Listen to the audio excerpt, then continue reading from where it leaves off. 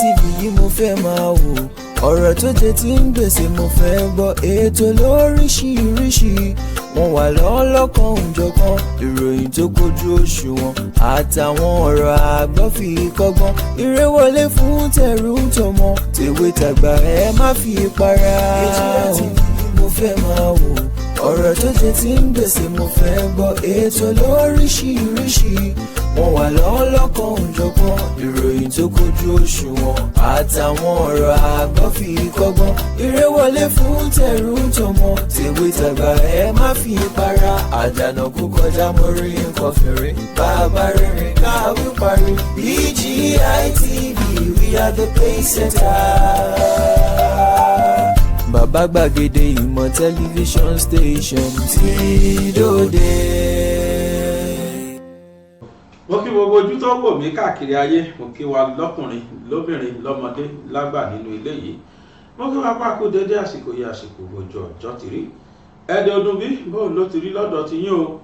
Ẹ wá nǹkan fìdílé tàbí kẹ́ fìdílé nǹkan kẹjá jọjọ̀ gbádùn ètò ọ̀rọ̀ tó lọ tòní láti ìkànnì bàbá gbàgede ìmọ̀ TV lórí YouTube tí à ń jẹ́ gbàgede ìmọ̀ with Aláwìyé Adébáyọ̀ lórí Facebook, bákan náà lórí Instagram gbàgede ìmọ̀ _22 là ń jẹ́, lórí TikTok à ń jẹ́ bàbá gbàgede ìmọ̀, lórí TikTok Lite à ń jẹ́ bàbá gbàgede ìmọ̀ _2. Ẹ wá nǹkan fìdílé tàbí kẹ́ fìdílé nǹkan kẹjá àjọjẹ gbádùn ètò ọ̀rọ̀ tó lọ náà lónìí. Yorùbá sọ pé ẹni a wí fún ọba jẹ́ ó gbọ́, àfàgò kẹ́yìn àparò ohun ojú wa lójú rí o. Òyìnbó ní he who laugh last laugh best. Lọ́jọ́ kìíní àná tí mo jókòó síbi tí wọ́n náà fẹ́ ṣe protest, tẹ́mi kìíní sọ pé ẹ̀yin Yorùbá ẹ jẹ́ ká lajú wa o, torí pé ó ń bọ̀ láyé àtijọ́ ni wọ́n dàdẹ̀ tí wọ́n da àwọn dé, nísì ojúlé yóò mú tó. Wọ́n sọ ń gbà yẹn pé àwọn Yorùbá má jẹ́ ká encourage wọn láti execute plan tí northerners àti easterners ní against wa nílẹ̀ Yorùbá. Àwọn kan ṣépè, àwọn kan bú mi, wọ́n ní mo gbowó lọ́wọ́ Tinubu ni. Ohun tí mo kúkú predict ìjọ yẹn ó ti ń fẹ́ ṣẹlẹ̀ sí. I saw the future. I saw it that àwọn ẹni ní sponsor wọ́n dẹ̀ ní nǹkankan inner motive yàtọ̀ fún pé bí ń pa wá. Tó bá jẹ́ bí ń pa wá ni kò lè. Everybody ló free, everybody ló ní right láti protest against bad governance. In tí ìjọba bá ṣe tá a bá fẹ́, ẹ̀tọ́ wa kọ̀ bluntly pé a fẹ́. Àmọ́ situation tó jẹ́ pé tá a bá ṣe, olóṣèlú máa lò ní opportunity láti fi ẹ̀hónú tó ṣẹlẹ̀ nígbà election hàn. Kò yẹ ká ṣe o. Mo ń sọ ń gbà náà ṣe rí aftermath, ṣe rí tó ṣẹlẹ̀. Ẹ wò, ẹ jẹ́ kí Yorùbá máa múra lẹ̀, nítorí pé dùgbẹ̀dùgbẹ̀ tó mí lókè yẹn tó bá jábọ́ kó má lọ affect wa ló ń dùn èmi. Mo fi Ọlọ́run Ẹlẹ́dàá búra, àwọn bàbá bá jẹ́ Akíntóyè ti dààmú sẹ́yìn lórí ká lè gba ìjọba wa nílẹ̀ Yorùbá. Àmọ́ àwọn kan wà wọ́n ń fojú jẹkùn bẹ̀tàn lè pẹran jẹ. Àwọn kan wà àmọ̀tẹ́kùn ni wọ́n, ṣùgbọ́n wọ́n ṣe bí ẹkùn.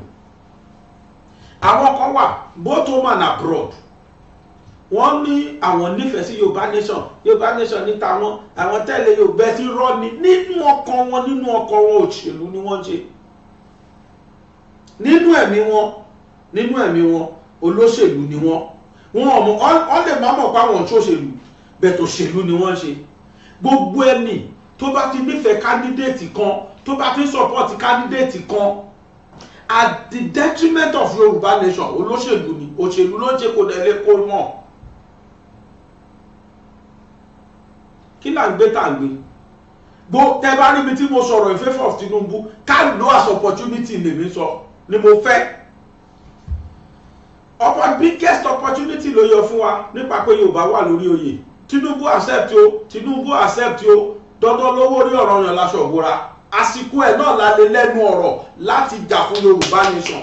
Tí Fúlàní bá débẹ̀, ẹ wo ìgbà tí Sunday múra, ẹ wo ìgbà tí Sunday àti bàbá Bájí Akíntóyè tí wọ́n bẹ̀rẹ̀ nígbà tí Buhari rí i pé lódodo ó mà ti dòdòdó lórí ẹ̀mí ara bí wọ́n máa mí business. Kí ló ṣe?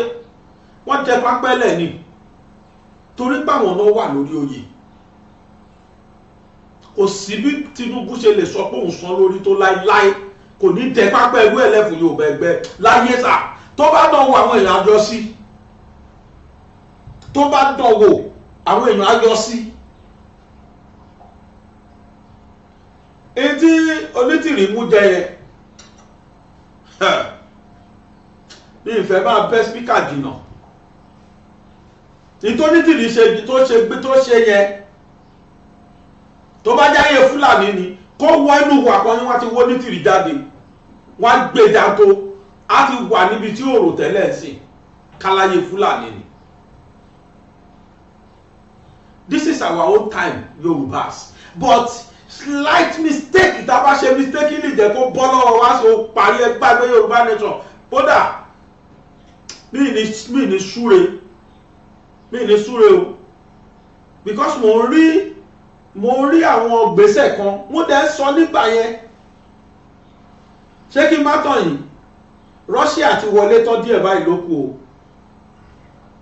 o. Ohun tó ṣẹlẹ̀ tí wọ́n ṣe ní Burkina Faso, ohun tí wọ́n ṣe ní ibo ni wọ́n Chad, tí wọ́n ṣe ní Niger, ẹ wo àwọn francophone countries tó jẹ́ Africa. Tẹ́ ẹ bá gbọ́ pé ológun gbàjọba ń bẹ̀, wàláhì Russia ló sponsor wọn. Lọ́wọ́lọ́wọ́ gbogbo African countries tó ológun rí tó ń rúlù, Russia ló wà lẹ́yìn wọn. Ẹ wá wo àwọn tó ń pariwo ní north, ẹ ti rí pé nǹkan tó ṣẹlẹ̀ north sì ti kúrò ní protest. Ó ti kúrò protest ebi ń pa wá. Ìdìtẹ̀gbàjọba ló kù. Tó bá dẹ̀ succeed, wà lọ́mọ Yorùbá ló máa jẹ tó pọ̀ jù núyà. Ìtí mò ń sọ dọ́kì ní àná nìyẹn wípé Ọlọ́run má jẹ́ kó ṣẹlẹ̀. Táwọn kan tí wọn láròjinlẹ̀ rò pé oníkan má ṣe protest, who says they should not do protest? And the protest tó fẹ́ gbé wá, protest tó máa fi rí opportunity láti execute nǹkan tó plan lẹ́ni. Look at what is happening there. Well planned action. Àwọn àmì ìṣẹ̀ṣẹ̀ wà lọ gbé àwọn tó rán flag kiri. Ipa kankan làwọn aṣọ flag wọn ṣe wọlé. Àwọn wo ni wọ́n sponsor? Báwọn kan náà sponsor wọn. Mo sọ́jọ́ yẹn pé it's a well planned action. Ṣé bí mo gbé fídíò mi tó ti ń ṣe Zoom meeting wa, kò sí single Yorùbá kan nú ẹ̀. Igbo àtàwọn Fúlàní lọ́jọ́ papọ̀ àtàwọn Northern lọ́jọ́ papọ̀ ṣe Zoom meeting yẹn. Àwọn méjì lọ́jọ́ papọ̀ ṣe meeting yẹn dẹ̀ wo ẹgbọ́n kan tó ń plan nínú meeting yẹn. Yet èpè náà làwọn èèyàn ṣẹ́ fún mi. Láwọn tó ṣépè fúnra wọn, ìbí kọ́ náà ṣépè wọ́n ṣẹ́ fúnra wọn. O ti gbowó lọ́wọ́ Tinubu, o ti gbé kiri kan lọ́wọ́ Tinubu. Yes, mo gbowó, mi ò gbowó, ojú wa fẹ́ jà. Kọ́lọ́ má jẹ́ kó ojú wa jà ni. But I am seeing the vision that we are sitting on a keg of gunpowder now. Ọlọ́run má jẹ́ kó lọ burst. Ọlọ́run ò ní jẹ́ kó explode. Àwa Yorùbá ló máa dùn ju ẹ kọ sílẹ̀ lẹ́ni tí mo fẹ́ sọ yìí. Kò sí bí wọ́n ṣe máa ṣe ẹni kù. Ẹni tó máa head ẹ̀ Fúlàní ló máa jẹ́. I often said it. Ṣé wá rí regime military? Ó máa burú ju regime Yorùbá lọ o. Regime civilian lọ o. Àwọn Fúlàní yà wá ní àyè bàjẹ́ láti operate because regime civilian wọ́n sì ní National Assembly tó checkmate president díẹ̀díẹ̀.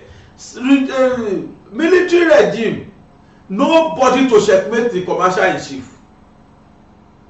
Commander in chief lólórí, kò sẹ́nikẹ́ni tó fẹ́ checkmate ẹ̀. Torí gbogbo àwọn military officers tó kù, they are all his juniors. Òní general. 5-star general bí 4-star general dẹni ìtó bá wù kó jẹ́nu ẹ̀ kò sẹ́tí ránkẹ́ máa tó mọ́. And nínú iṣẹ́ ológun esprit de corps ni all right sa ni òṣèdá o oṣù bí o oṣù pa máa fọwọ́ balẹ̀ jíṣà ni esprit de corps ni yes sir ló máa gbẹ̀yìn ẹ̀ yes sir all correct sir kò má tí ì jẹun o all correct náà ni.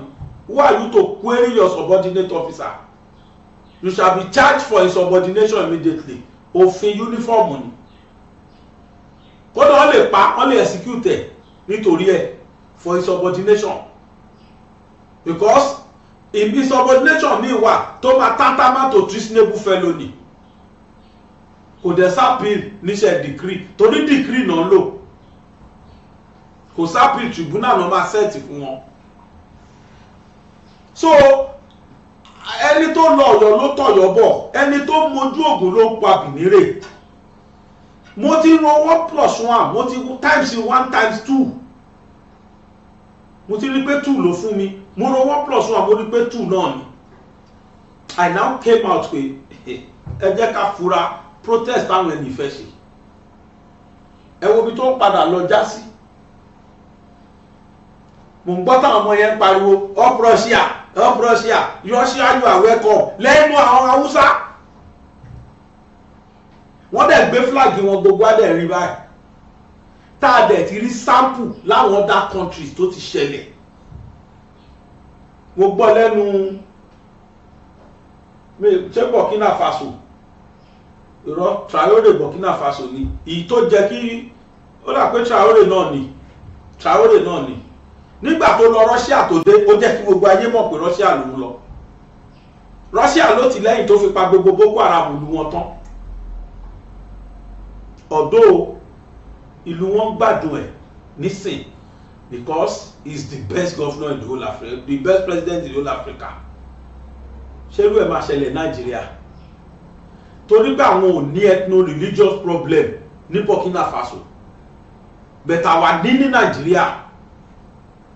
Tí Fúlàní bá ti lè gbàjọba pa báyìí ẹ gbàgbé ẹ̀ yóò bá tó wọ gàù lẹ́lẹ́kejì kí Ìgbòho máa yá bàbá ẹ lọ dúró padà sí Germany ẹ má wá sí Nàìjíríà mọ́ rárá ẹ dẹ̀ má sọ̀rọ̀ tó jọ mọ́rọ̀ Yorubanation mọ́ rárá ebi gan kan máa yá yí programu mi pátápátá sí nǹkan mi complete ayé ológun la pè é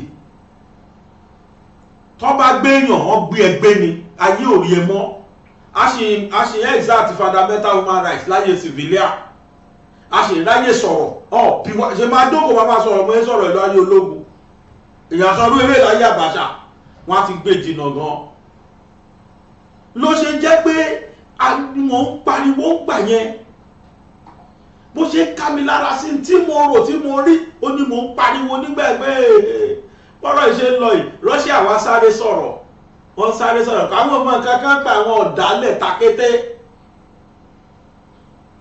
I'm telling you they have alami wọ́n wà nínú Nàìjíríà bí àwọn tó ń rúgbó tí wọ́n bu petrosi náà dì wọ́n wà nínú wọn Nàìjíríà bí bọ́ọ̀ ní yọdún owó gidi náà ń gbé fáwọn bọ́ìsì yẹn tẹ́ rí yẹn náà fi ń ṣiṣẹ́ yẹn ṣe tí kólòsì náà fún wọn mú kí ni reason wọ́n fẹ́ kí Nàìjíríà náà dànù wọ́n á wà lónà tánà wọ́n ti promise wọn inú yín la máa fi ṣe president ẹ fọkàn balẹ̀ look at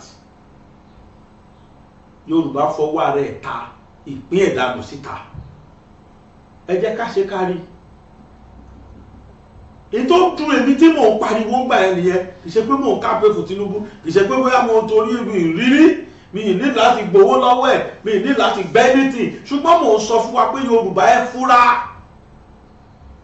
ẹ jẹ́ ká tètè fúra géèmù náà fẹ́ gbá tẹ́ bá gbọ́ wọ́n gbá penalty wọ tróyìn wọ́n ti gbá penalty wọlé Yorùbá báyìí nítorí try láti ṣe fún wa ojú wa ajá tó bá yá o àdúrà mi sọ lọ́hùn ó ní kó jẹ́ pé gbogbo ìgbésẹ̀ táwọn military wa tètè gbé sìn kọ́ lọ́jọ́ materialize in totality ní òbójúmu rárá gbogbo tó ń pè ní military rule bó ṣe òun kò dáa tó because it is an authoritarian government Mr. President do it and do it for life tí ò lẹ́nibọ́dì tó máa bí léèrè kódà tí àwọn foreign international organizations bá bí léèrè tó bá wùn ló máa dá wọn lóhùn pátápátá wá ní wọ́n bá ní wa nínú organization wọn ìyẹn wá ní ká má jẹ́ country mọ́ nígbà tí Commonwealth tí wọ́n wá bá àbí ṣe Commonwealth àbí United Nations tí wọ́n wá bá ìsàrọ̀ wíwá bẹ̀bẹ̀ tí Javaveland FIFA president tó dìdí wà Nàìjíríà wá bá Bàṣà sọ̀rọ̀ wọ́n sin Javaveland wọnú plane báyìí ìjọ yẹn ni wọ́n pàṣẹ execution ìsàrọ̀ wíwá United Nations láwọ̀jọ wá kó nínú kí ló wá kàn àwa àgbáyé Abacha pàṣẹ ní pé kí Nàìjíríà máa lọ African Nations Cup tó yẹ kó bá South Africa ó pàṣẹ ní pé wọ́n bá wá lẹ́ni defending champion ó ní kó má lọ gbogbo unity international ó yọ Nàìjíríà kó nú ẹ̀ adẹ̀jẹ́ Nàìjíríà lọ because sovereign state ni wá military àwọn kan wá tó wá lọ fọwọ́ ara wọn fa military wa we have forgotten the days of rage that we witness kọjá we forgotten so fast torí pé party kan ó ṣe party kan ẹ wá sọ́dọ̀ òṣèlú ẹ ń fi life àwọn ọmọ Nàìjíríà takait àwa kan lè sọ pé rárá Yorubanation ẹ làwà dúró tì ìyẹn ni káwà gádìjà du ẹ àwọn kan táwa lájọ ń sọ̀rọ̀ Yorubanation ẹ wá ní abẹ́lẹ̀ ẹ ń sọ ọmọ yín dọ̀tà ẹ sọ Yorùbá dọ̀tà ẹgbẹ́ sáfẹ́ kí gbogbo ẹ̀ fọ́ lójú adẹ́ sọ́ngbà yẹn pé Tinubu kọ́ lè mí rí ohun tèmi rí ni pé we must make use of this opportunity now as fast as possible. I'm telling you tí Russia bá ṣe é sì tó bá rí pé a ti tètè get àwọn tó bá yọwọ́ wọ́n tún ṣì ń padà bọ̀. Mo sọ pé ní ọwọ́ international organization nú wọ́n mọ̀ máa tàṣà wà ní south wọ́n mọ̀ pa gbọ́ngàn àwọn tó lè lọ bá náà lọ bá north náà fẹ́ bá wọlé ó lárí tó ṣe yẹ I couldn't imagine Nàìjíríà ló ń jà náà a ní mo rí ibi tó ti ń sun flag Nàìjíríà tó dẹ̀ raise flag Russia what is the meaning of that? Babala biggest reasonable fellow gbogbo ọdún ṣe kọ́ ẹ pátá wọ́n ti dìtẹ̀ gbàjọba but they don't care. They just want to change that Yoruba man to Fulani man. Wọ́n lè kó wa sóko ẹrú láíláí. Èmi ò ní sọ anything jù bẹ́ẹ̀ lọ, mo ń pè wá ṣàkíyèsí.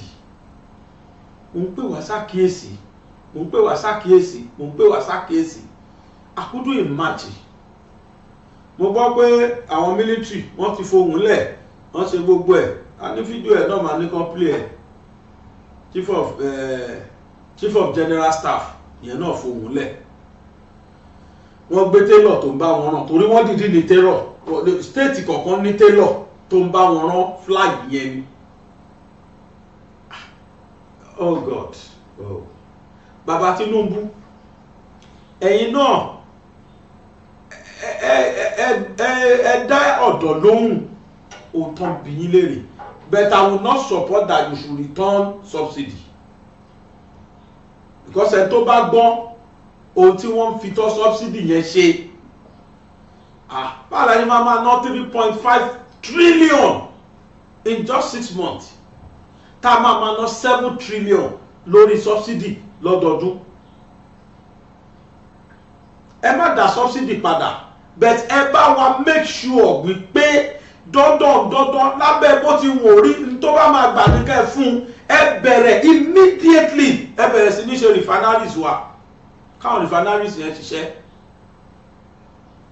come and readdress the citizen that mo promise yín pé with this so time tí ó dẹ̀ ní ṣe irú promise irọ́ tí Mẹ̀lẹ̀ Kyari ṣe níjọ́ kìíní àná o tọ́lá àwọn promise kan wà tó jẹ́ pé alágbèmọ́ra promise ni èmi ò mọ̀ nǹkan tí Mẹ̀lẹ̀ Kyari yẹn gan ti ń ṣe lórí ìjọba ẹ lè dànù it doesn't want it remove the man ẹ yọ bí ẹni yọ jìjà kẹfẹ tó wà capable sí fake life ni wọ́n fi lò fún wa àwọn empty promises ni wọ́n fún wa èyí tí Mẹ̀lẹ̀ Kyari sì pàṣẹ pé tó bá máa fi di 2021 everything all the 4 refineries will work táwọn èèyàn pàtẹ́wọ́ fún. This is 2024. No single refinery is working in Nigeria, and the man is still fumbling all around. Àwọn tí ò bá yẹ lágbo ẹjọ́ wọn kúrò lágbo. We want correct and realizable promises from the president. Otherwise, tẹ́ bá tètè ṣe nǹkan kan sí, nǹkan á ṣe o. Nǹkan á ṣe o. Ṣebí chief of general staff ló sọ̀rọ̀ tá gbọ́. Ẹ̀yin mọ̀ táwọn rákànfà ìlú plan lábẹ́lẹ̀. Àwọn rákànfà dẹ̀ ló plan coup after to be corrected. Àwọn ikú tó máa plan táwọn ọ̀gá lọ́gàá ò ní mọ̀. Ẹ lọ wo ọmọ tó ti kó fún coup láyé. Lieutenant colonel ló máa ń jẹ́ the highest rank. Àfi tó bá jẹ́ pé major general ló dídí plan àbí general ló dídí plan ẹ̀ fúnra rẹ̀. But irú tó jẹ́ international organization yìí, international country, foreign countries yìí, àwọn rank and files ni wọ́n máa dì mú. Ó dẹ̀ ní promise tó máa fún wọn. Nǹkan fẹ́ gbọ́dọ̀ máa sọ sí wọn létí. Kan tó co-op to civilians. Mr. President, do something fast, even faster than we can even think, before something happens. Otherwise, a máa fi pàtàn pé Tinubu jẹ́ president rí ni o ní bó ṣe bá bọ̀ yìí bẹ̀kú bá má rí bẹ́ẹ̀. Ẹ ṣe nǹkan sí fast, call all your governors, ẹ pé gbogbo àwọn federal executive council yín àwọn meeting tẹjọ máa ń ṣe, ẹ bára yín ṣe meeting kẹ́ ẹ wá solution sí problem tó wà Nàìjíríà. Báwo lẹ ṣe lè gbé ìbọn tẹ̀lé yìí fún corruption tó fẹ́ kú pátápátá? Co-opt all your security men. Otherwise, èyí tó fojú hàn lárí yìí o kí làwọn tó ń ṣe pamọ́ ń kọ̀rọ̀. Àwọn boys yẹn fẹ́ kẹ́ ẹ mọ̀ nínú ṣe gbé síta. Wọ́n lè bá tó wá bá wọn plan lábẹ́lẹ̀ tọkọ̀ execute ẹjọ́ kan mẹ́ta fẹ́ mú wọn. Bí Babangida ṣe gbọ́n bí ifá tó mọ̀ràn bí ọ̀pẹ̀lẹ̀ tó. Abacha wọ́n ti gbàjọba lọ́wọ́ ẹ̀tọ́ Abacha ló gbàálẹ̀. TDC ẹ̀ náà yarí. Wọ́n ṣe forúkọ ADC yẹn sọ cultural center wọn ní Niger State ní Minna. Otherwise, àbá ti gbàgbé tó jẹ́ Babangida tipẹ́tipẹ́tipẹ́. Ọkà kùpù àgbínà pè. Please do something as fast as possible. It is true, it is true, it is true. Nigerians are hungry. Talk to your governors. Talk to your ministers. Talk to your National Assembly members. Let your government do something fast. Káwọn foreign countries tó lo opportunity lé wọn lórí. They will co-opt them. Kẹ́dẹ̀ tó mọ tó ṣẹlẹ̀, wọ́n á gbé nǹkan gbẹ̀yìn yín o. Mr. President, do something fast. Faster than we can think. Address ìjọsí ẹ padà torí address Nigerians. Ẹ fún wa l'assurance. Ẹ wá solution sí hike in every commodities. Kí ni immediate palliative tẹ́ lè ṣe? Àwọn èèyàn fẹ́ gbọ́ promises lẹ́nu yín náà ṣe yarí, but ẹ ti rí tó ṣẹlẹ̀ lẹ́yìn ẹ̀. Ní tí mo dẹ̀ sọ́jọ́ kìíní àná nìyẹn, ó máa padà ṣẹlẹ̀. Because I couldn't imagine. Àwọn kan wà tó jẹ́ pé they cannot just stay. Pé káwọn stand kan máa wà another race kó máa ṣèjọba, wọn ò fẹ́ gbọ́ ni. The northerners cannot imagine it. Àsìkò yìí làwọn náà ń pè fún páwọn fẹ́ pín. Because it is not their man that is there. Ìwájẹ́ Fúlàní ló wà bẹ́ẹ̀ wọn ní gbọ́ kọ̀ọ̀kan. Gbogbo wèrè táwọn yẹn ṣe nínú tí ẹ̀ ní rí kan display bẹ́ẹ̀.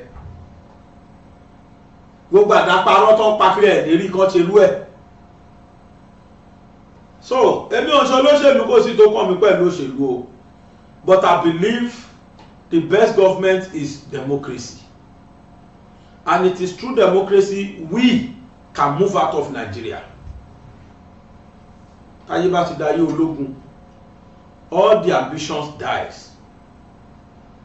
Because mo jẹ́rìí ológun dáadáa, ẹni bá sọ̀rọ̀ Yorubanation wá dẹ pápẹ́ fún ni. Now, having said that, ẹ jẹ́ ká lọ wo ìtú tí àwọn àmì wa náà ń gbìyànjú, àwọn àmì wa náà ń gbìyànjú torí chief of general staff òun náà sọ̀rọ̀, but in tó sọ how effective ni, how effective ṣó mọ nínú gbogbo àwọn rank and files tó wà lọ́dà ẹ̀ nínú air force, nínú navy, nínú kí ló tó kù army, ó mọ nínú àwọn rank and files tó wà bẹ́ẹ̀, ó mọ àwọn wo ni wọ́n join wọn láti máa plan coup lábẹ́lẹ̀.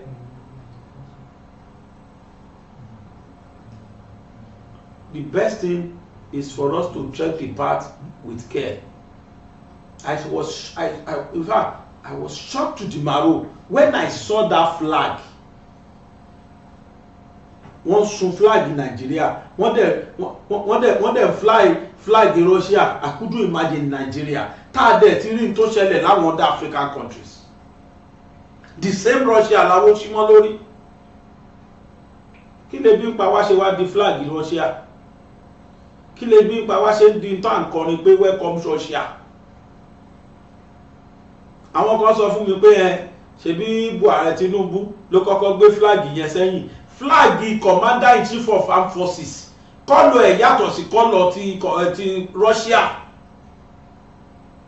Ti commander in chief of the armed forces ní white nínú, ti Russia ò ní white kankan.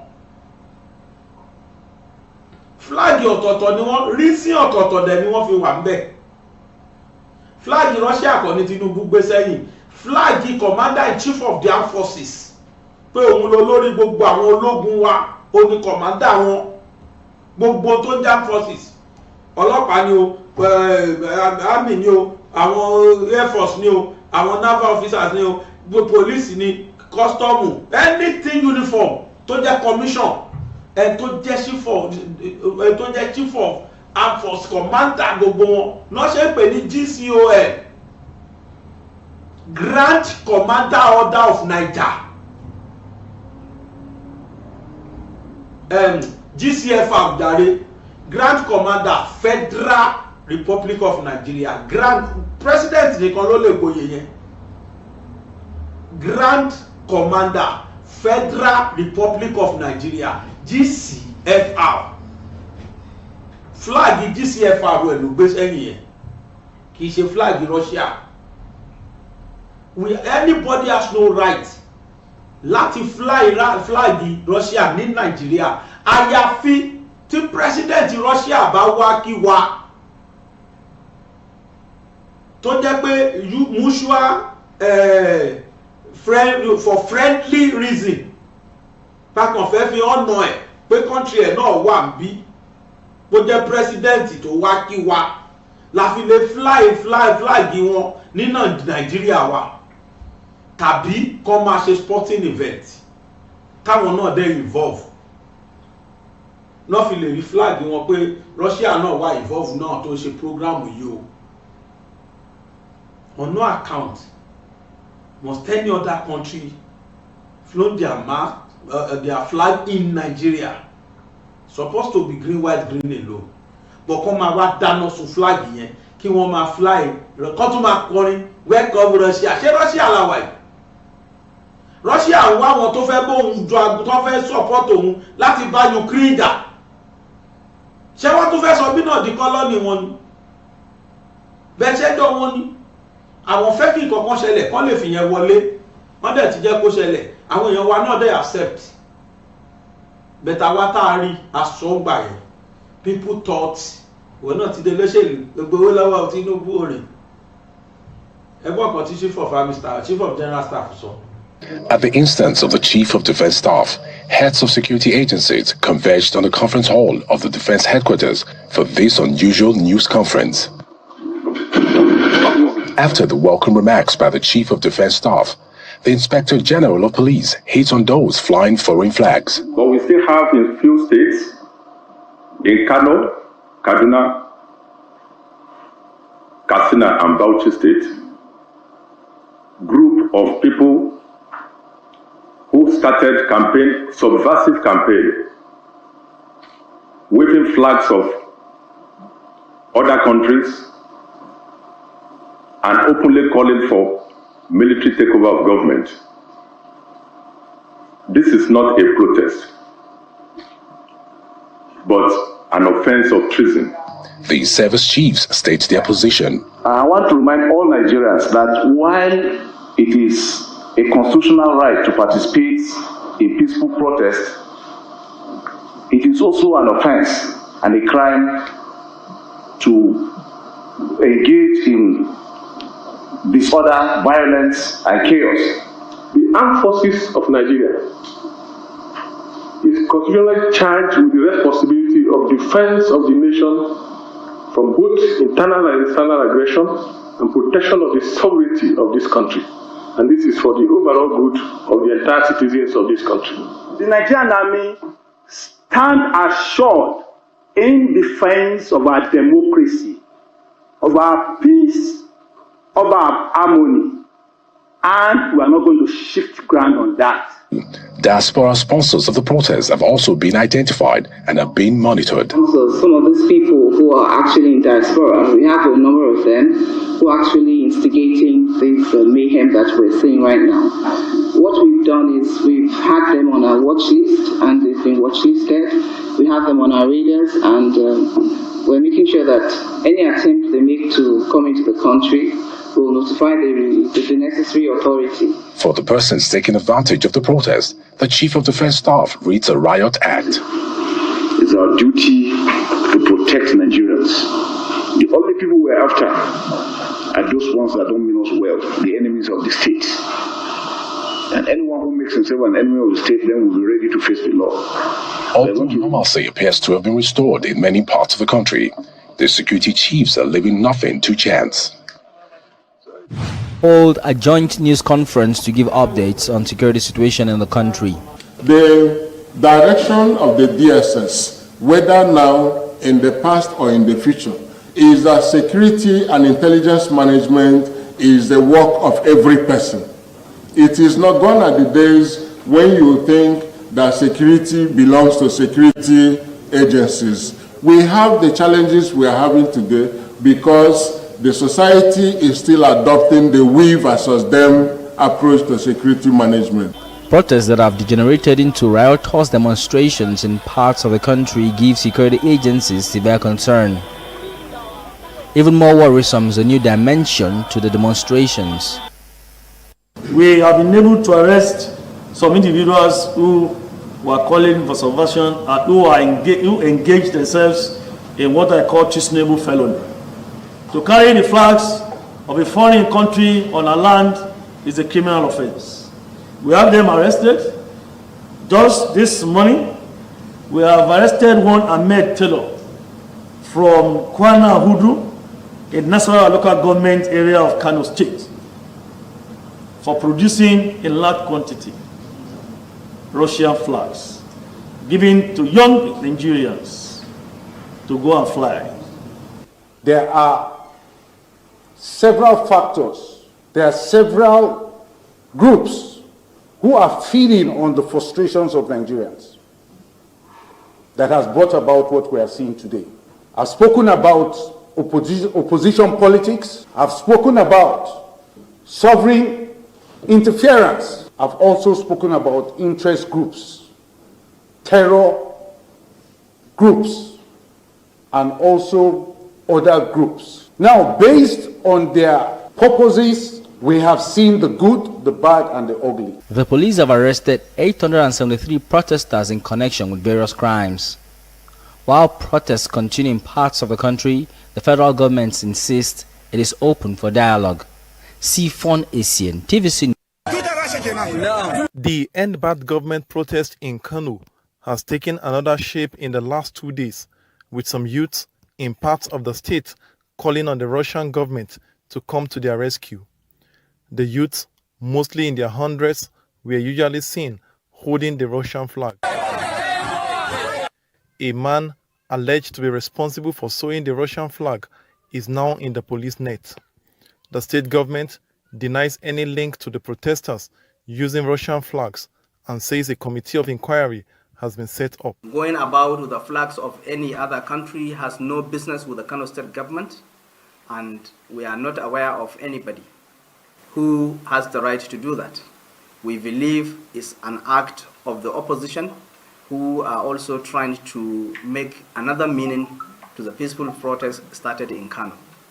The governor has received the initial protesters in good faith and has been making effort to communicate to the presidency on their yearnings and demands to the government of the Federal Republic of Nigeria. Over 600 persons alleged to be behind the killings and looting of public buildings in the state are here for arraignment. The State Attorney General and Commissioner for Justice, Harun Adedewi, speaks on the modalities of the arraignment. For the number, I'm sure there are over 600 that have been apprehended.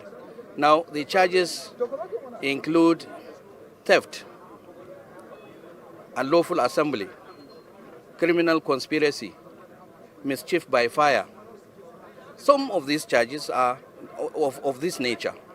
And there are others also, which may not be as heavy as the ones I have mentioned. I don't think there is any one of them that has less than 5 charges against him. Meanwhile, the curfew in Kano State has now been relaxed by the state government as residents can now go out between the hours of 8 a.m.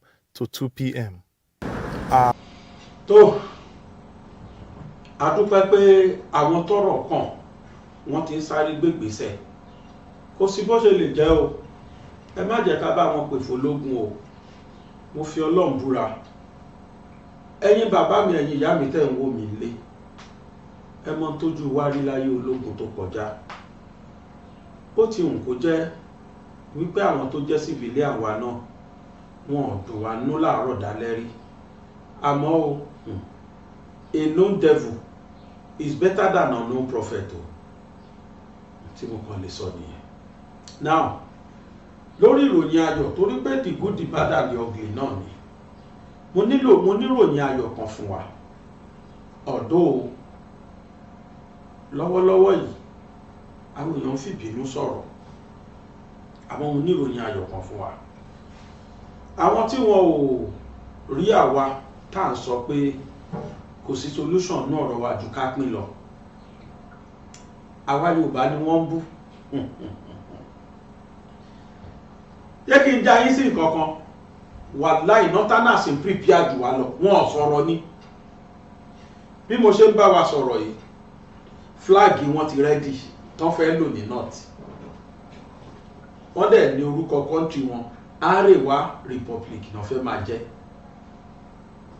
kódà coat of arms wọ́n ní wọ́n dẹ̀ ní national anthem wọ́n ní flag wọ́n ní coat of arms wọ́n ní national anthem wọ́n dẹ̀ ṣiṣẹ́ wọn lábẹ́lẹ̀ bẹ́tàn sọfẹ́ nìkẹ́ni gbọ́dọ̀ àti ìpariwo Yorubanation láfẹ́ àwọn ò sọ wọ́n mọ tó ń ṣe lábẹ́lẹ̀ gbogbo wọn dẹ̀ corporate àpò kan náà ni wọ́n pawó sí irú time tó jẹ́ pé àwa ń ti wá àwa ń takù à ń wá kí àwọn tí wọ́n sọ pé kí Yorùbá lọ àwa wá ṣubú wọn ni àwọn ò sọ bẹ́ẹ̀ o gbogbo ìgbà làwọn ọ̀gá wọn jáde tẹ́ẹ̀rí tí wọ́n wá sọ pé kápín ló dá àwọn àríwá wọn ṣe tán láti lọ ẹ̀rí wọn tó ń sọ bẹ́ẹ̀ ẹ jẹ́ wá fi nǹkan kan hàn wá níṣẹ́jú kan péré national anthem Arewa ení ẹlẹ́ẹ̀kejì kẹ́ wo coat of arms wọn kẹ́ẹ̀dẹ̀ wo flag wọn kẹ́ ẹ lè mọ̀ pé wọ́n ti ṣetán àwọn gan ti ṣetán láti lọ ní tí Ango Abdullahi tó jọ lára àwọn olórí wọn tó jẹ́ chairman northern elders forum tó sọ lórí ọ̀rọ̀ káwọn pé máa sọ fún wa ẹ jẹ́ àkọ́kọ́ lọ wo coat of arms.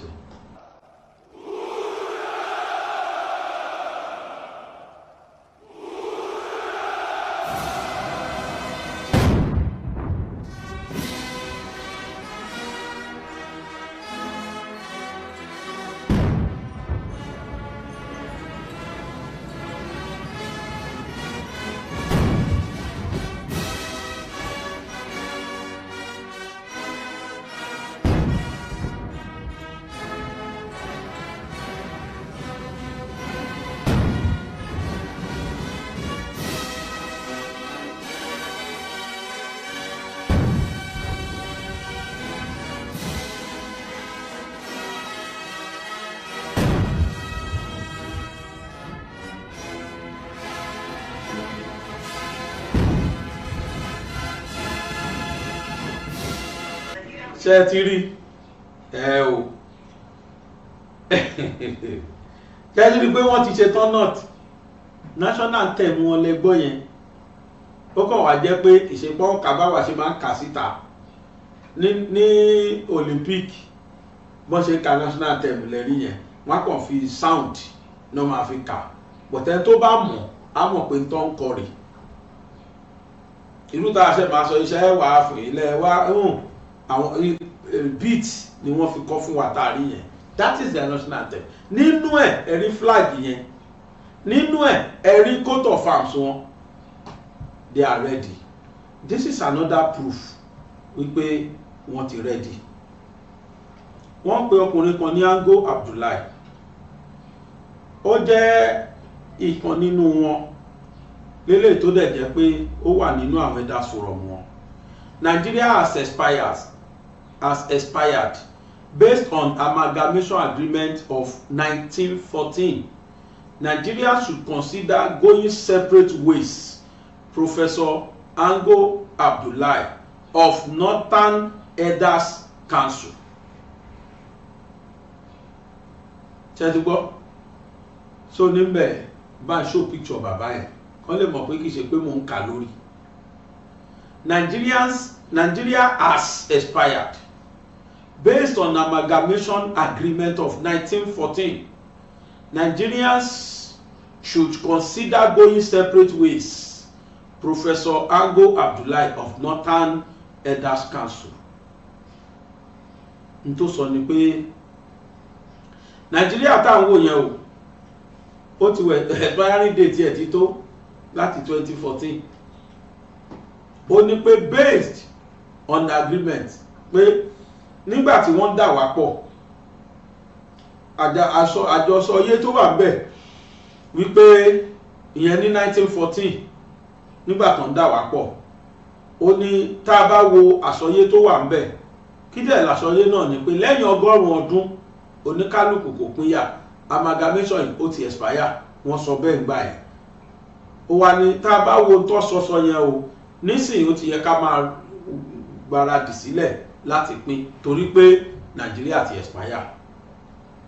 In a thought-provoking interview with New Telegraph, Professor Ango Abdullahi, former Vice Chancellor of Ahmadu Bello University and convener of the Northern Elders Forum, shared his views on the current state of Nigeria, the Bola Ahmed Tinubu's government.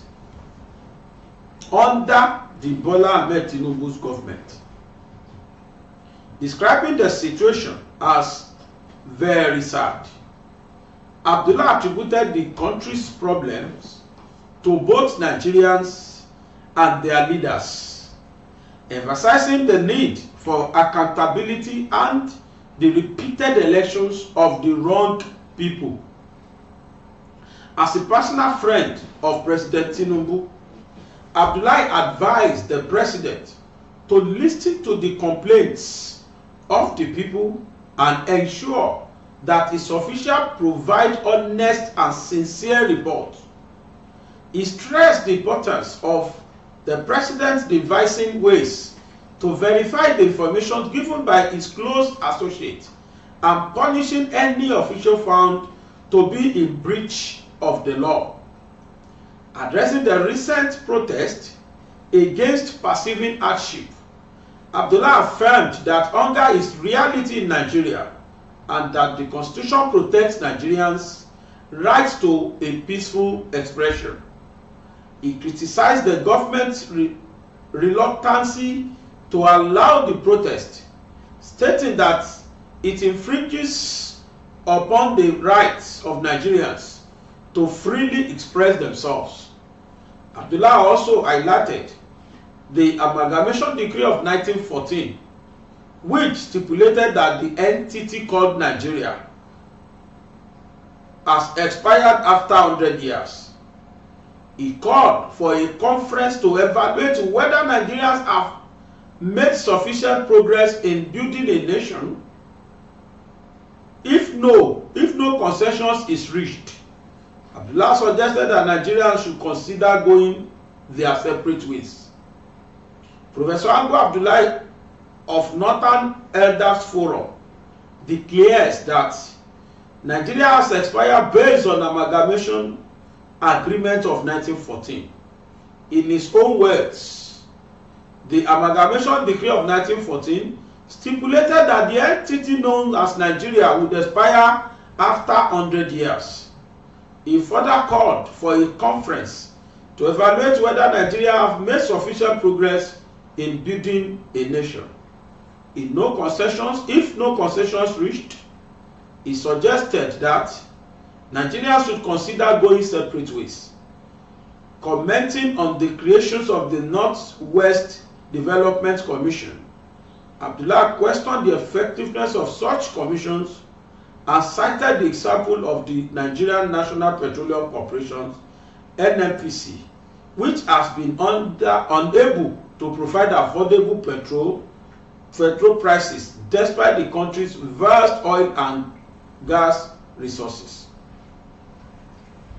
Otago Abdullahi sọ ní summary ó ní wípé lérèfé ó ní wípé ó kọ́kọ́ sọ nígbà tí wọ́n bi léèrè ìwé kan tí wọ́n pè ní New Telegraph ó ló ṣe interview fún ìfọ̀rọ̀wérọ̀ pẹ̀lú wọn.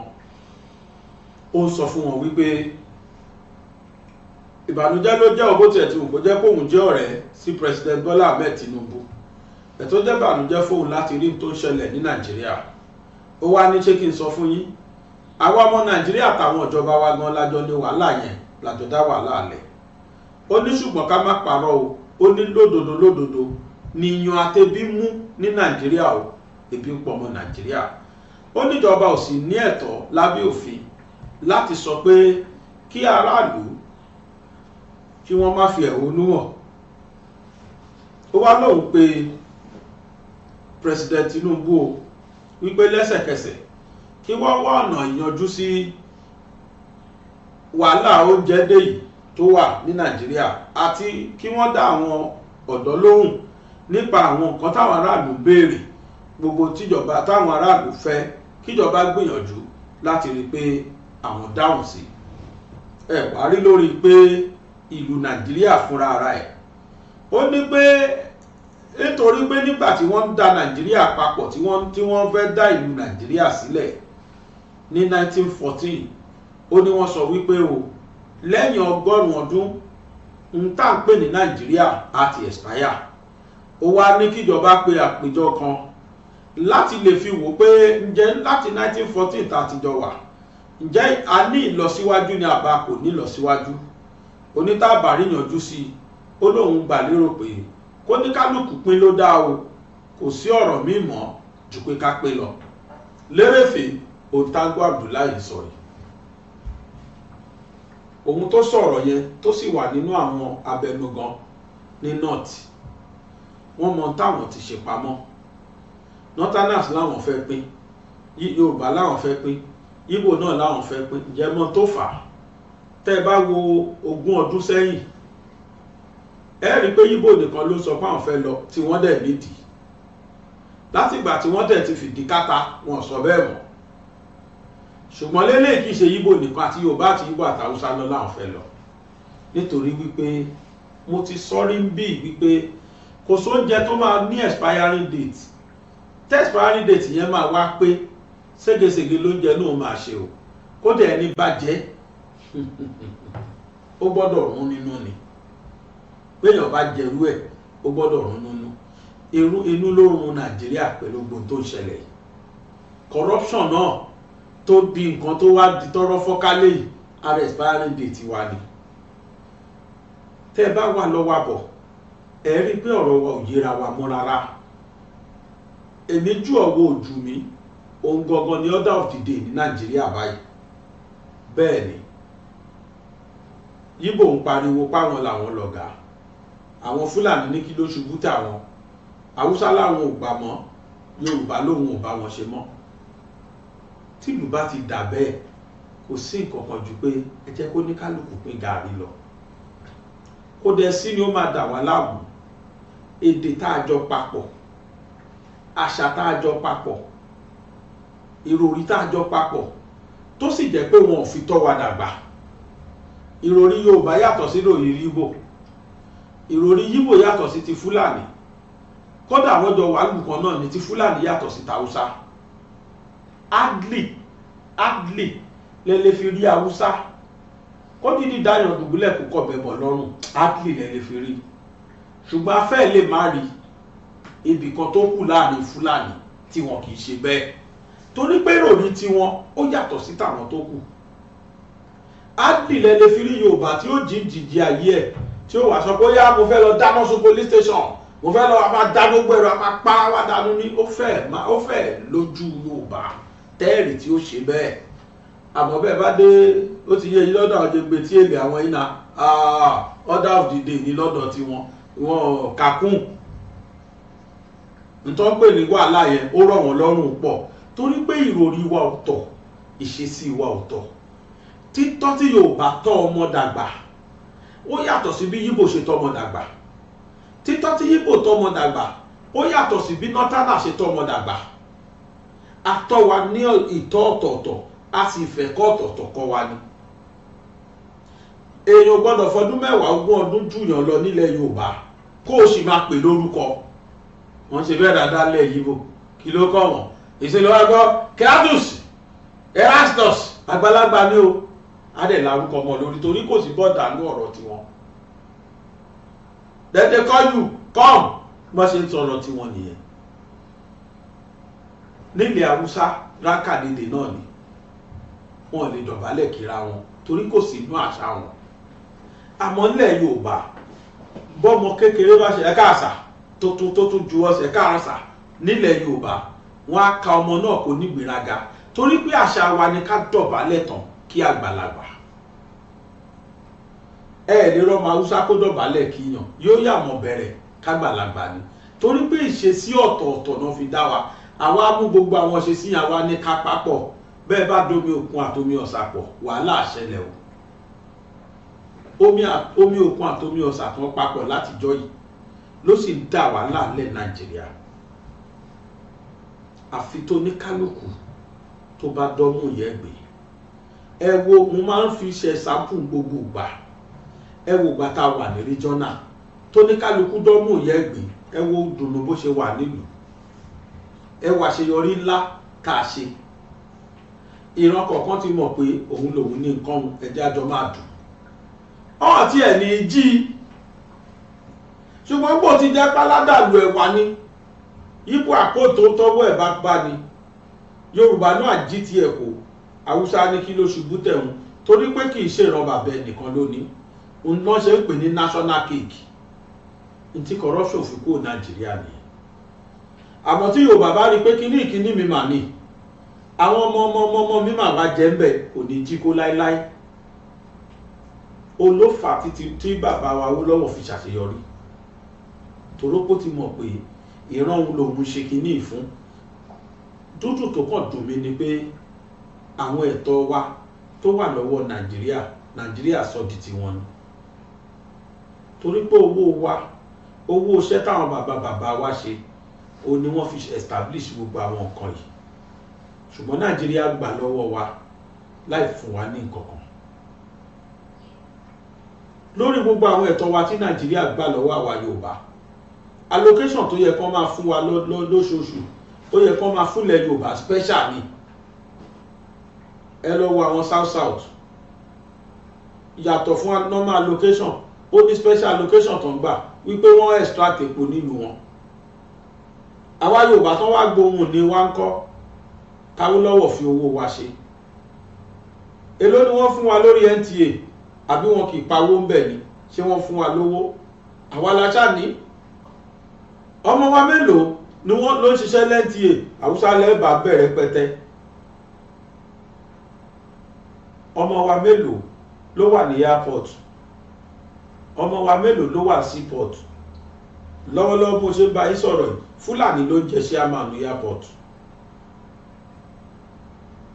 Oríṣiríṣiríṣi bẹ́ẹ̀. Lẹ́kọ̀ọ́ ni mo ń sọ Èkó Muritala Muhammed airport. Nigeria Maritime Authority ta ní chairman wọn àti oríṣiríṣi bẹ́ẹ̀ káàkiri. Gbogbo àwọn nǹkan wa míì mọ́ o bóyá òótọ́ ni bóyá rọ́ ni o but mo gbọ́ pé Oòduà investment company ẹnìkan ló sọ mi ò mọ̀ mi ò confam ẹ o ẹni yẹn sọ pé Fúlàní bó ṣe possible ṣá ẹni Fúlàní ní ṣe àmà Oòduà investment company kò possible èyí rò pé ní mo doubt ẹ ṣùgbọ́n tó bá wá jẹ́ bẹ́ẹ̀ ṣé ojú tì kọ́ yẹn fún Yorùbá. Awólọ́wọ̀ Western Region ni wọ́n dá Oòduà investment company lára ẹ̀ ní Wema Bank wà National Bank lára ẹ̀ ló wà lára ẹ̀ ní Wema Bank lára ẹ̀ ní ṣé lára ẹ̀ kọ́ ní Cooperative Bank ńgbà yẹn a ní banks a ní cement factory a ní wire and cable ó wà Ìbàdàn wọ́n padà sọ di Nigeria wire and cable mọ́ wa lọ́wọ́ Oòduà ló ní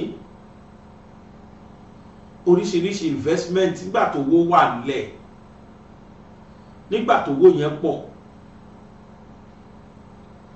àwa náà á ti rí sí pé kò sí solution ní ọ̀rọ̀ wa ju pé kó ní kálukú kó máa bá tiẹ̀ lọ but having said that ẹ jọ̀ọ́ ẹ má jẹ́ ká fi wàdùwàdù bà kan jẹ́ o ẹ jẹ́ ká fi ẹ̀lẹ̀lẹ̀ ṣe ká lè lọ peacefully ẹnìkan mú nínú comment ẹnìkan sọ pé so ẹ̀ ń retí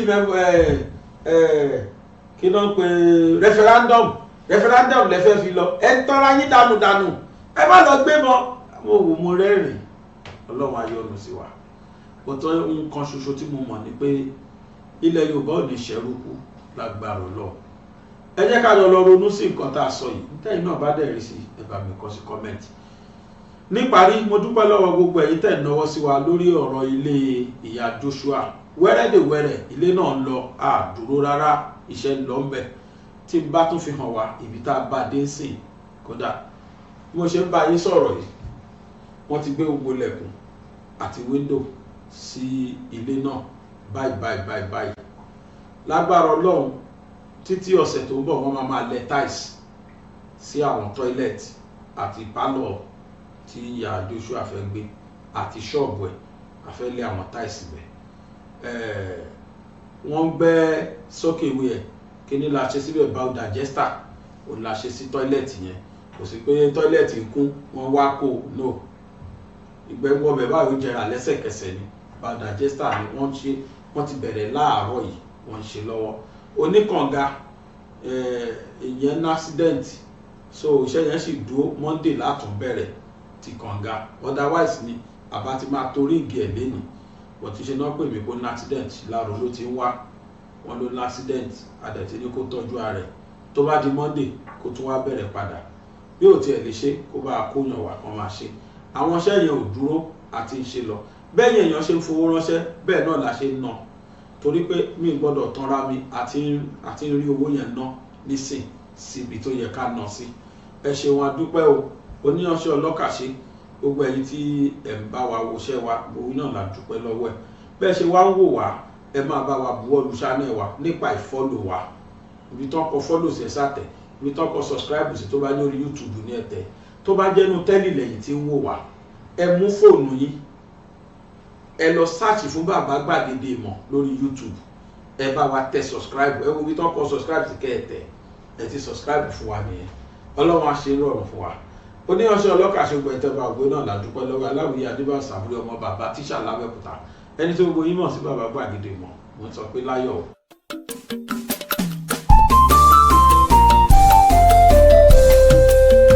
BGI TV yìí mo fẹ́ máa wò ọ̀rọ̀ tó jẹ tí ń gbèsè mo fẹ́ gbọ́ ètò lóríṣiríṣi wọ́n wà lọ́lọ́kan òjọ̀kan ìròyìn tó kojú òṣùwọ̀n àtàwọn ọ̀rọ̀ àgbọ́ fi kọ́gbọ́n eré wọlé fún tẹ̀rù tọmọ tèwe tàgbà ẹ má fi para. BGI TV mo fẹ́ máa wò ọ̀rọ̀ tó jẹ tí ń gbèsè mo fẹ́ gbọ́ ètò lóríṣiríṣi wọ́n wà lọ́lọ́kan òjọ̀kan ìròyìn tó kojú òṣùwọ̀n àtàwọn ọ̀rọ̀ àgbọ́ fi kọ́gbọ́n eré wọlé fún tẹ̀rù tọmọ tèwe tàgbà ẹ má fi para àdànà kó kọjá mọ́rí nǹkan fèrè bàbá rìnrìn káwí parí BGI TV we are the pace setter. Bàbá Gbàgede Ìmọ̀ tẹlifíṣọ̀n station tí dòde.